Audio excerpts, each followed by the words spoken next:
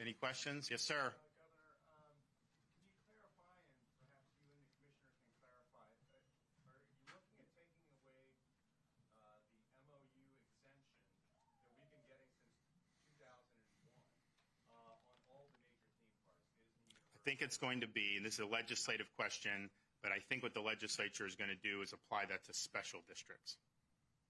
Yep.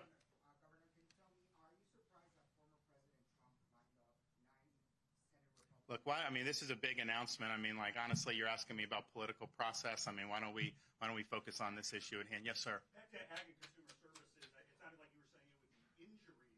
You'd be allowed to come in and do the inspections, which currently are prohibited under that MOU.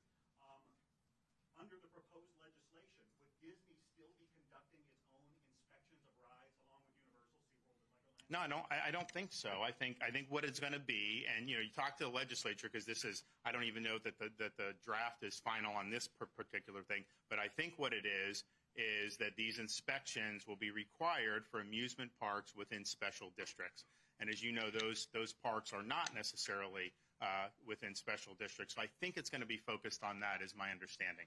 Yes, sir. Can you give us the specifics of the legal problems with the agreements, and is the board going to be voting on Wednesday to rescind those agreements? The second part of your question is yes.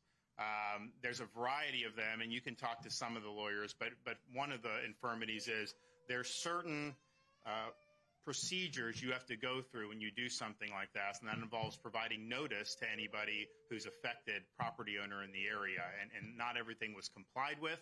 Therefore, that renders it defective. There's also other issues about self-dealing. When you have, I mean, this is not an arm's length transaction.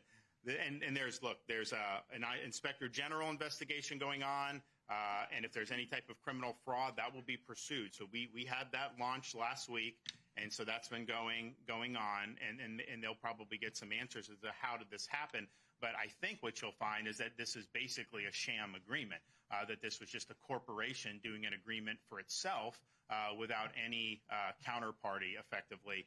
And I think that that's pretty clear. Also, like if you look what they tried to do, they tried to do the development agreement. That's obviously revocable. They also tried to add restrictive covenants to the district's land, using the land that's owned by the district. There was no consideration given for that, and you can't have a contract without adequate consideration. So, and I think there's probably others. I think they'll probably have a legal briefing on that at their meeting on Wednesday, so stay tuned. But I highly, highly anticipate that they will find, the board will find that it is not a valid agreement. We'll get out of it. And that probably is enough right then and there. But you could have potential litigation over those legal questions. I think when the beauty of the legislature getting involved is that they're going to come in and they are now going to be in a situation where they can just pursuant to Florida statute in a situation that was envisioned by this to basically say, you know what, no, this development agreement's revoked, and that's what's going to be the law in the state of Florida. So I think that that's a good thing. Yes.